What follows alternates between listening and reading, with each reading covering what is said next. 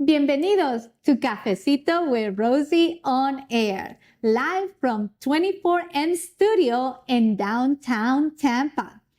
This show is all about me inviting all my friends that own a business, serve a business, and talk to them about leading with a servant heart. And today, my really good friend, Christy Maldonado, is joining us. Hello, Christy. How are you, sweetheart? Hello, Rosie. Thank you so much for having me. Awesome, awesome. Well, a little bit, you and I met back in the day at church, even before we started doing networking together. You and I went to church, do you remember what's the name of the church? I completely forgot, but Branch of Christ. Branch of Christ, yes. Awesome. Pastor Debbie and, what was that Pastor Debbie's husband's name? David? No. Well, Pastor Paul. Hi, great night. It's always, they are near and dear to my heart. Scott and I love them dearly. But tell me a little bit about, you are very vocal. And again, one thing is talking the talk, another one is walking the walk as a Christian. But you walk the walk, also talking the talk. You serve businesses, but you also profess why you do what you do, which is about your purpose. So tell us a little bit about what you do, how you help the community, and who is Christy? Thank you, Rosie. Well, I went to school in New York. I'm a transplanted New Yorker, but I've been here 23 years, and Tampa is now my home. Right. I was a practicing attorney for almost 20 years. Right. And I served in the federal government, in the U.S. Department of Housing and Urban Development, combating homelessness and things of that nature, civil rights, homelessness, people who were defrauding the government. Right. And that was my active service for the first 20 years of my career after graduating law school. Moving forward, coming to Tampa, it was a little bit of trying to find myself. And I decided at that time to do a little bit of corporate America. And after that, I decided, I think I want to be an entrepreneur. I opened my first business when I first moved here in 2002, Christy's Basket Corner. And it was going from a place where nobody was ever happy to see me as an attorney to everybody was happy to see me because I was bringing a gift, bringing joy, serving people in that way. That was my first dip in the water to networking, to meeting people, to being in the community. And through the chamber at that time, I was able to do a lot of good things and good service work. In 2008, I closed down the business, went to work for a time and a season at a law firm, just for about a year and a half. And that was God appointed because I met my dear friend who passed, who went to be with Jesus. But I was able to help her to make that transition and reconnect her with her family, which was so important. When you're sick like that, being estranged from your family is a really difficult thing. So that was God's purpose in that job. After that, I decided I wanted to be an entrepreneur again. So I started networking with the women of Pasco County, who I love so much. And I started working with an attorney. And I started doing paralegal work for her. Linda would you introduce me? Yeah, would you introduce me? I serve her parents, and she started now, she's an elderly law lawyer. She changed her law degree, the line of law that she used to do. But yes, go ahead. Yeah. Linda. And so I've been working with her for 19 years. And hi, Linda. Hi, Linda. We love you. I love you. I've been working with her for 19 years, but about 9 years ago, I thought to myself, I really love being a business owner. I really love doing the marketing and things. So I started just as a good connector, putting people together, saying, you need this, I've got a person for you. Well, my longest standing client came to me and said, I need your help. How'd you like to do some marketing for me? So one thing led to another. I started doing that for her. And all of a sudden, all these people said, can you do the same thing for me too? Right. And I thought to myself, Lord, this is appointed by you. you're asking me to do this for business owners. Right. So my focus are small business with big dreams. Right. Right. Small business owners have big dreams. We all go into small businesses for the purpose of serving the public, of doing something for our families. Those family-owned businesses are so very vital to our economy.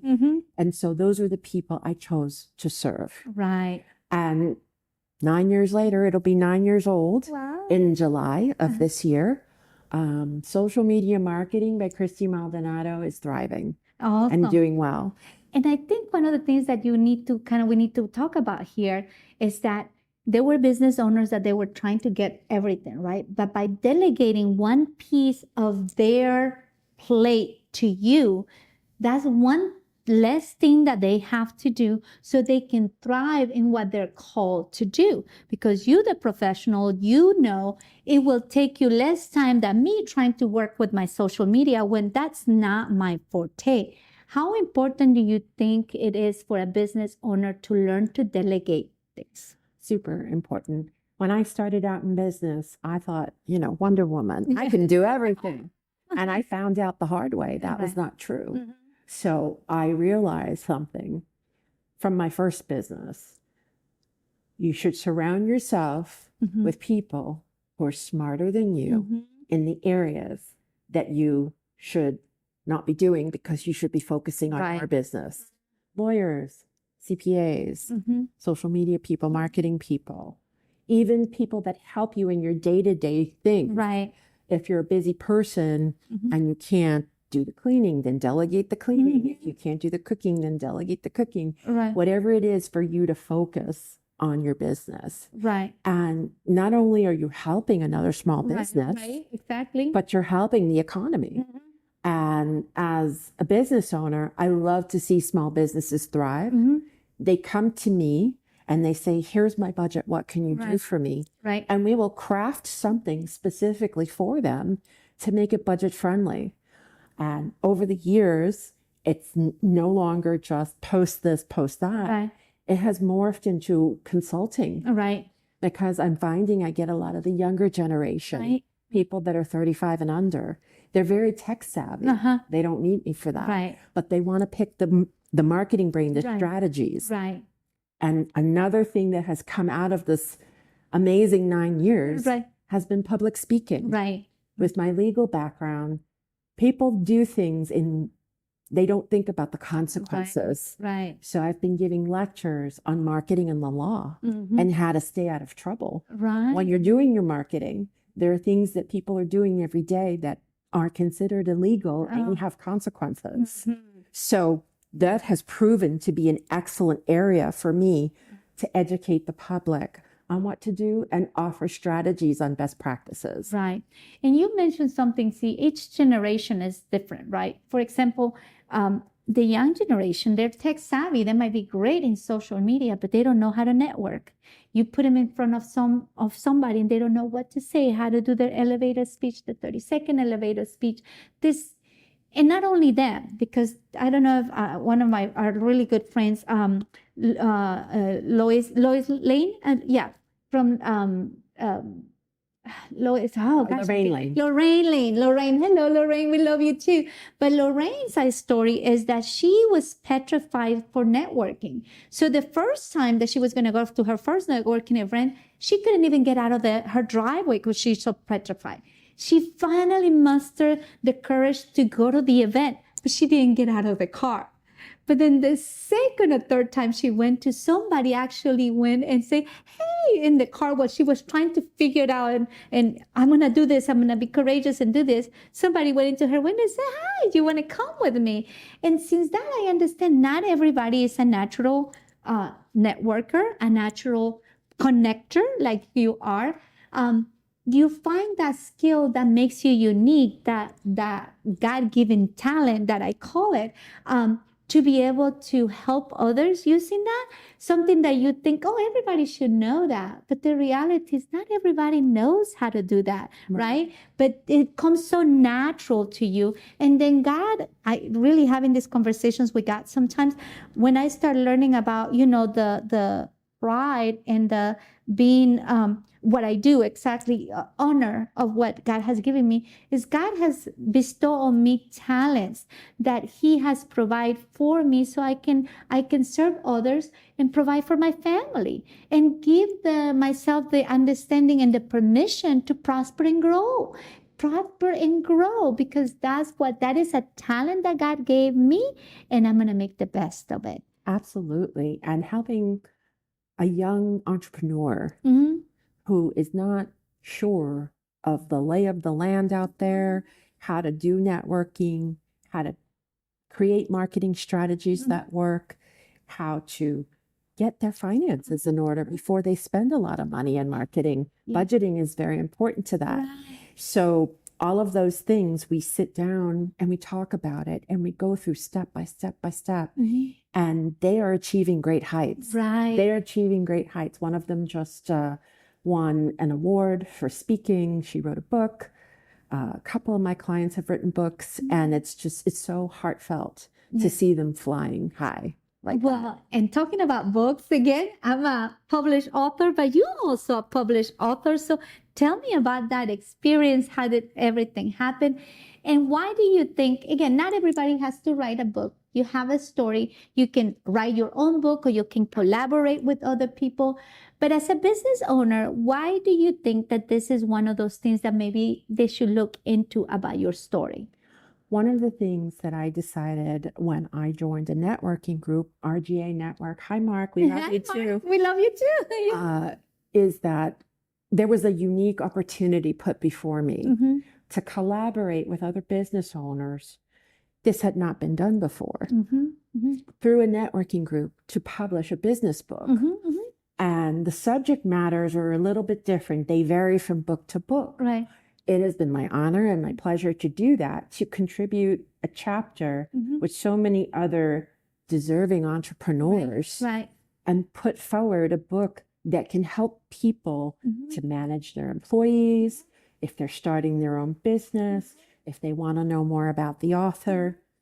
The first book was Best Business Minds of Tampa Bay. Which I'm on that one too with Scott. You and I are together in that book. And the second one is How to Maximize Your Network. The third book, which will be coming out in 2024, will be about networking specifically. So I am very pleased to participate in that again this year. Awesome. And at some point in the future, I will write my own book. But what it does for you as a business owner is it gives you credibility. It is an entryway for you to have a discussion with your clients. If you are a manager of a large group of people in a company, it will give them food for thought on how to think and how to process their thinking, how to move forward in an environment that is entrepreneurial. Even if they're working for you, they should know about the process. And so all of this is an opportunity for you as a business owner to make that shine, Right. basically, and set forth those parameters, not only for you as a business owner and your clients, but your employees. Right. And I always talk with all my guests about your routine and what's important to you. And let's face it, you have had a big accomplishment with losing weight. And I know that's one of those things people that own businesses, they think, oh, well, I don't have the time to do it. But if you're not healthy, then you borrow time. So tell me, first of all, why was that so important? And you have been so public about it, and so for the accountability, so inspiring to others too, about your commitment and your persistence of it. Why, as a business owner, you think that being healthy, putting yourself first, especially your health, is important? I've seen so many things. I can tell you personally that at 310 pounds, I was not my best self. Okay. I didn't think clearly. I didn't have the energy to conduct my business. I was unhealthy. The doctor was giving me a bad report. And, it was either do something about it or not do something about it, and get increasingly unhealthy. At a certain point in my life, I decided that I didn't want to live that life, that I was tired all the time. I had chronic pain from inflammation. There was a whole host of things going on in my body, and losing 158 pounds It was no easy task. Right. Right. I did it through eating and exercise, learning how to cook better, make Right. better choices. That took time Mhm. because I had a lot of terrible habits. Right. Right. Getting rid of certain things, eliminating certain things, and then learning how to eat healthy. It's a constant learning process Right. as I grow and mature in that. But for me now, it's a way of life. Right. Right. And it's not like you go, I mean, again, your exercise is that 30-minute walk that you make. I mean, walking, doing exercise, but as long as you're moving, that's the commitment that you have to yourself. And then perfect example, what you say is what you eat. I was talking to somebody this morning, and to many friends of ours, especially because we are in the beautiful menopause stage, right? Oh my gosh. So that hits you like a train and you're never ready for that. But oh my God, no matter how much you want to postpone it and you don't want it, it's there. But you know how your hormones change, how the food that you eat is already injected with hormones, that when your hormones change as you become menopause, that you have more hormones of this one and this other one is not producing, so there's not balance anymore.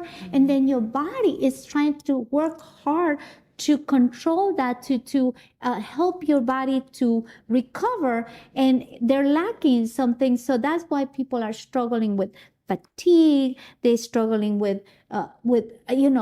exhausting, not only fatigue, but they can't think straight, right?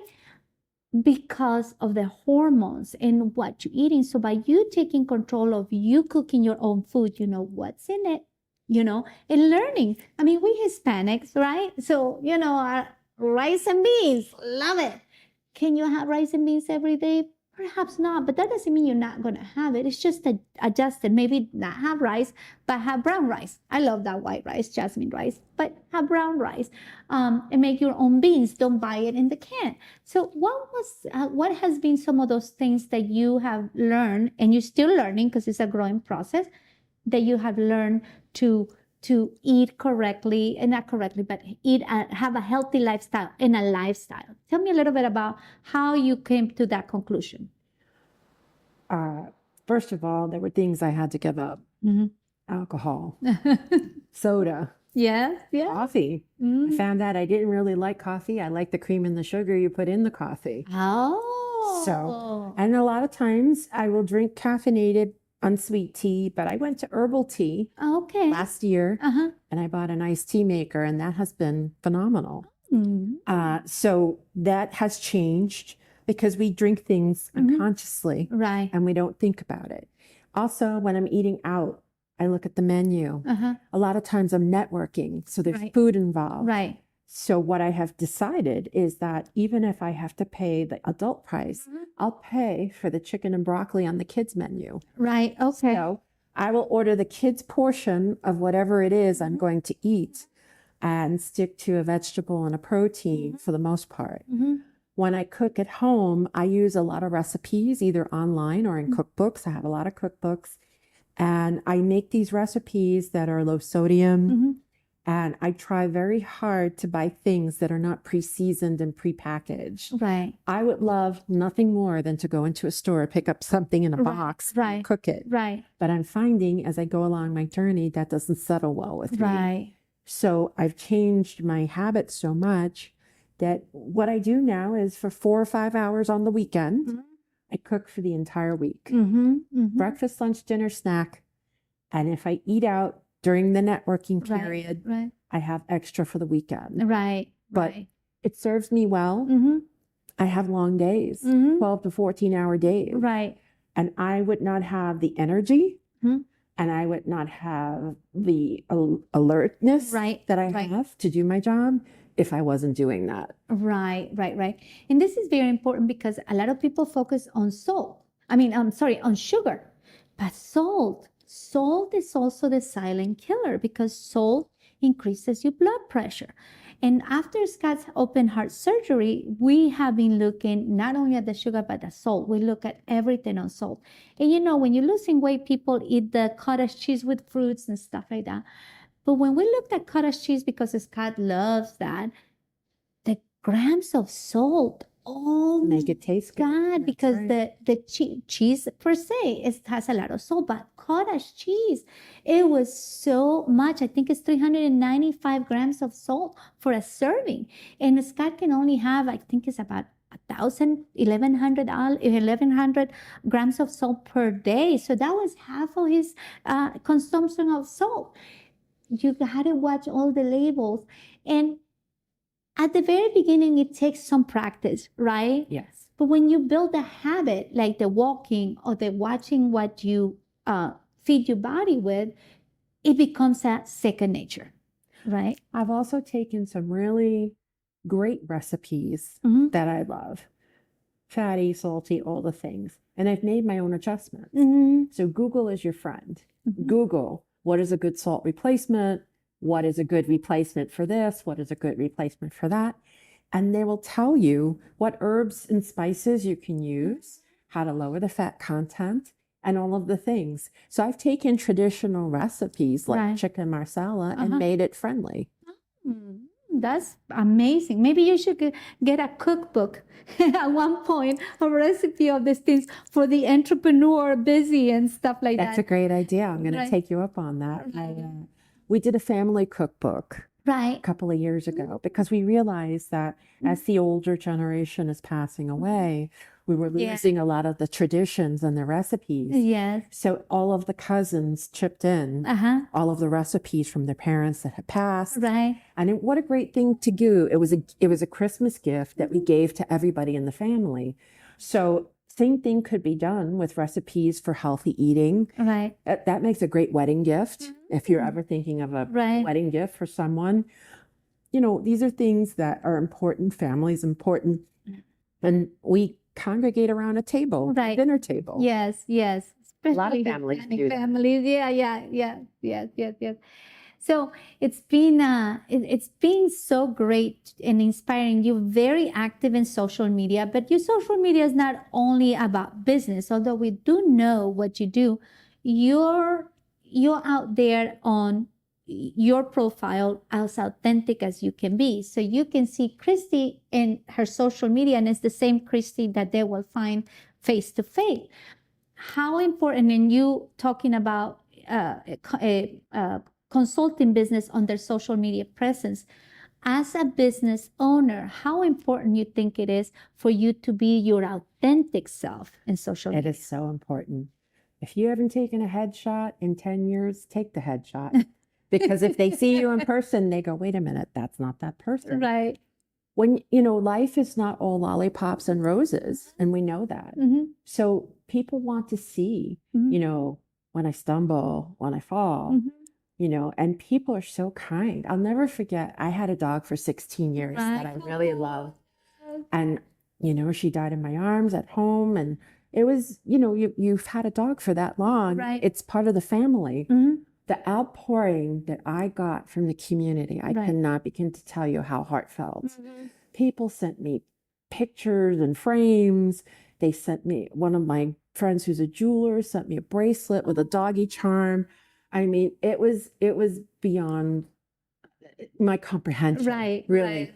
So being your authentic self Mhm. allows people to connect with you in a meaningful way. Right. Social media is a tool. Right. It's software. Right. It's an app. Right. But the point of social media is to connect, Right. especially during COVID when we couldn't be outside and we couldn't connect in person. Right. So being your authentic self, people will like you, they'll follow you, Mhm. they'll share with you. Mhm. I've met so many people on social media that I never met in person. And what I do is when they're having something in the community, an event, I'll show up Mhm. and introduce myself and say, Right. hey, we're friends on social media. And it's really a great way to network and break the ice and celebrate that person because Right. it's not all about you. It's not all about me. Right. And through my work with Women in Charge, I'm on the board of directors. I'm also on the board of directors for Operation Helping Hand Tampa, which is a veterans organization. The outreach is important. To be an authentic person, to do the outreach Right. for these great causes is so important. And the only way you can do that is by connecting. Right. My thought is that we are not meant to live in a vacuum. Right. We are meant to be in communion with one another. Right. And if that starts on social media, then that's great. Right. But take the additional step. Meet for lunch. Uh-huh. Go to their grand openings. I've done that many Right. times. Yes. You've seen that Yes. on my social media. Yes. They And have a grand promote it. opening. Promote it. Doesn't cost you any money. Post a couple of pictures. Like their comments. Share their page. Right. And that has given me a lot of friends and recognition throughout the years. Speaking of recognition, Yeah. congratulations. Rosie and I have been named 2 of the 50 most dynamic women in Tampa. Yeah, By from the the Laker newspaper. News. Yes, So and there's gonna be congratulations. congratulations to you too. I'm so excited. We're gonna be partying in July, and Mary Jane has put all this together, and it's the first of many that is going to happen.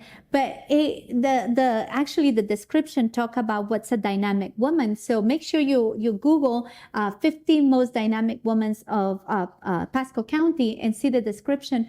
But we embody that. You and I embody that because you clearly say it.